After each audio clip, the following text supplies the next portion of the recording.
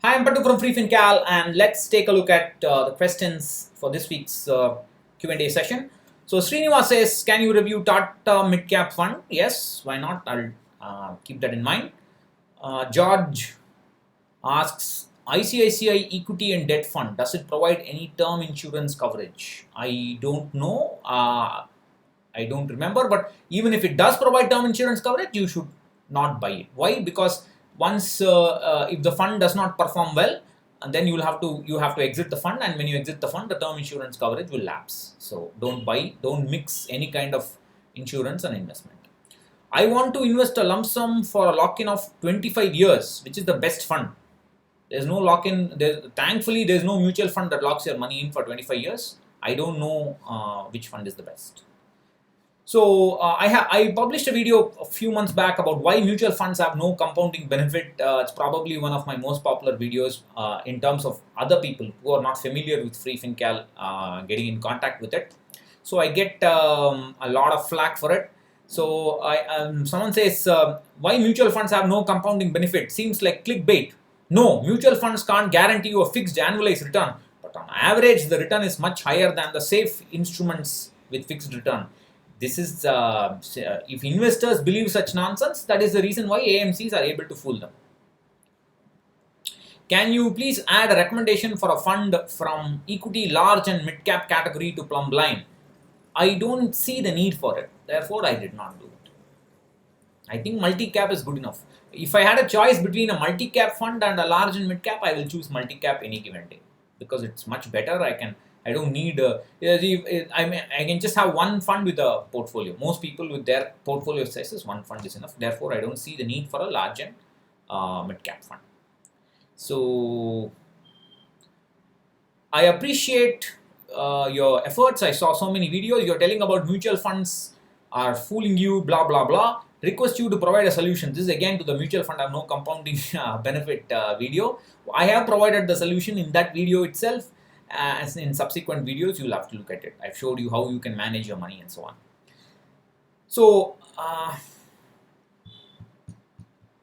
this is a comment by Vinay Roy. There's no question. I'm not going to read that. Can a working couple invest separately for the same goal? Will it be tax efficient or two individuals are involved? I don't see why it has got. You can invest separately or see, it doesn't matter whether you invest separately or together. What matters is whose money is it. If you are investing your money and your spouse is investing his or her money in the same fund, it doesn't matter. It's all the same. There's no, the tax outgo is going to be the same. Of course, there'll be two funds or two folios essentially. There'll be the same fund but two folio numbers in that case. You can either do that or you can invest in two separate funds. It matters little. The tax outgo is the same.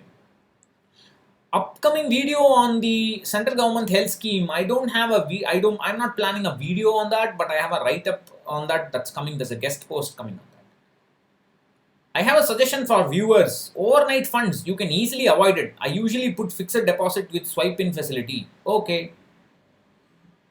Sir, two multi-cap fund and one multi-cap fund and one aggressive hybrid fund, one multi-cap fund and one multi-asset portfolio fund, which is the best? As long as you are wasting your time searching for the best solutions, you will never be satisfied in life. Just pick one and go with it. Some of the funds I have overlapped with yours. It's not a question, is it? Not a question, so I'm not going to read it. Why is it that in the last 1 year we have started to see a lot of advertisements related to mutual funds and also related to direct plans? Why is sudden marketing of mutual funds? That is because they have the money. They are taking a small amount of money from our expense ratios and that's going to the AMFI, and they are using that money to push mutual funds down all our throats. Is there any reason all your debt funds are from Franklin when all their funds carry high credit risk? Can you please review ABSL mutual fund, savings fund from ultra short duration type? I am invested in this fund. I can review the ABSL savings fund, there's no problem. I have no comment about it as of now. Not all Franklin funds have high credit risk. There is one fund I mentioned, I forget savings plus fund. I forget what the name is. That has the least amount of credit risk. Um, I mean, I don't think you can run away from credit risk in debt funds if you are interested in debt funds. And I always believe that there is just like there is a market for children, there's a market for teenagers, there's a market for adults, there's a market for senior citizens. There are different markets for different people. So only a question of segregating different types of risk, and that's the attempt. And I personally trust Franklin Mutual AMC in handling credit risk and in also handling the credit problems if they arise, as they have done in the past. That is the reason why all my funds are from Franklin. It's an opinion, I could be wrong, but that's an opinion. Can you please analyze floating rate funds? Yes, floating rate funds. The problem again is that they see a floating rate bond means in an ordinary bond, depending on interest rate movements and depending on the demand and supply, the value of the bond will fluctuate up and down in the market. But in a floating rate bond, the value of the bond will be the same. The interest that they offer will fluctuate depending on the interest rate or the market demand and supply. Again, earlier the floating rate funds were very good. Franklin AMC had a good floating rate fund. They now only have to hold, yes, as mentioned, 65% of the assets. But let me do it. I don't want to see. I can have one fund from every category, but already Plumbline is having 21, 22 categories. That itself is too much. I mean, if you give people choice, it's going to be only confusion. That's guaranteed. So let me have a look at that and then come back. Okay, that's not a question. Why is it called plumb line? A plumb line is used to measure the vertical. It's used to, it's a weight suspended by a thread, and people use it when they build. They fix it to make sure it's the wall is exactly perpendicular to the ground. So it gives you that focus. It gives you directionality. That's why it's called plumb line. The idea is that picking the fund will not will have no meaning unless you have a particular direction. That's the whole idea. Plumb line is meant to be a accompaniment to the robo advisory template. Therefore, it's called.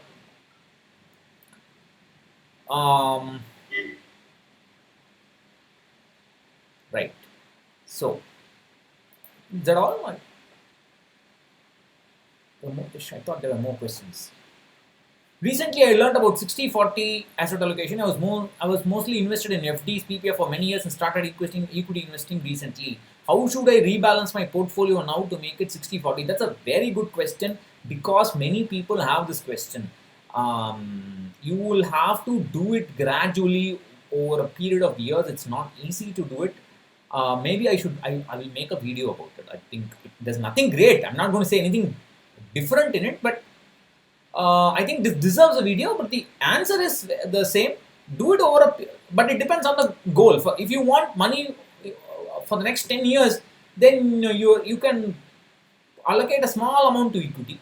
But if your goal is 25 years away, you can go to up to 60% and take about 5 years to gradually do it. The problem is your risk appetite. You have to get used to volatility. See, in my case, I started with 1,500 rupees in the market, slowly got used to volatility and started pumping in more and more money, added zeros to that investment and so on. But that may not, you must have time to get used to it. That's the problem. So Hindi, people want me to do Hindi videos. I can do Hindi videos, but it look awful and I am also not very fluent.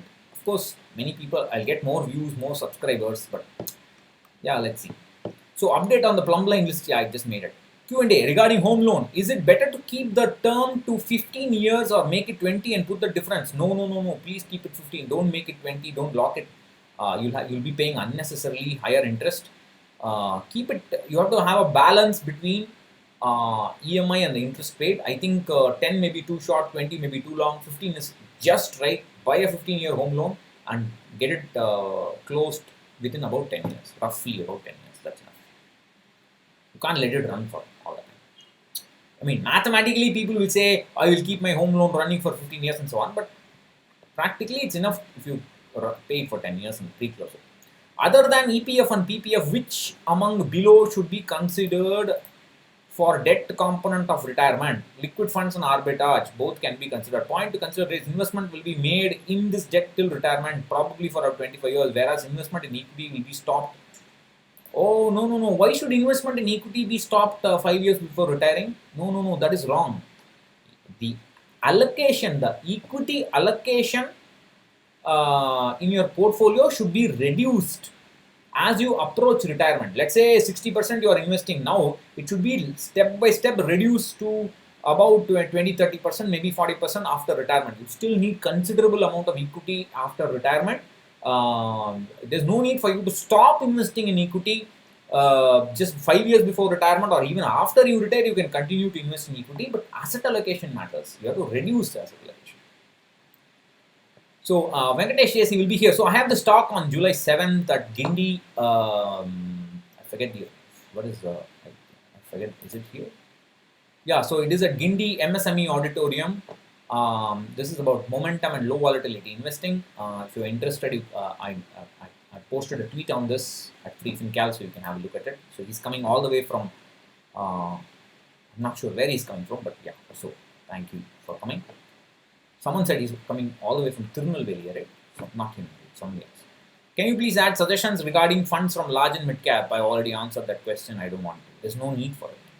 Please explain arbitrage funds. I already have it. Thank you. Thank you, Balakash. Your thoughts on ESG theme? ESG is essentially for people who have a conscience, who's worried about how companies make money. I will talk about it in a video. This is called sustainable investing. I wanted to make a video on it. Let me do it, but the budget is coming, so we'll have to talk about the budget. And once the budget frenzy dies down, I'll do a video on sustainable investing. Someone is advising me about frugality and minimalism. Okay, thanks for the advice. I think that's it. Okay, so can you please do a video about current earnings slowdown and what is causing it? I can do it, but I don't want to sit and speculate. I think we have been having problems. The problem is earnings have really just moving up, coming down, moving up, coming down. It's never gone up. It's sustainable now. I wish I could answer these questions in an informed way, but I need to learn a little more economics to talk about it. Please tell us about liquid fixed deposit account in nationalized and private. I don't know what to tell. You can't ask me what does liquid fixed deposit mean. All fixed deposits are reasonably liquid. I mean, in sense that you can pull out, but you have to pay a little bit of penalty. I don't know what you mean. Please suggest AMC for ultra short-term bond fund. You can look at my plumb line, but you have to be careful about risks. Do you think it's the right time to do a bit lump sum in mid-cap mutual funds? What is the point in doing the lump sum because the mid-cap mutual funds are down, you want to do the lump sum, but what will you do when they move up? Will you pull out money? Are you ready to do that kind of risk management? Just putting a lump sum is not enough. You have to learn to do risk management.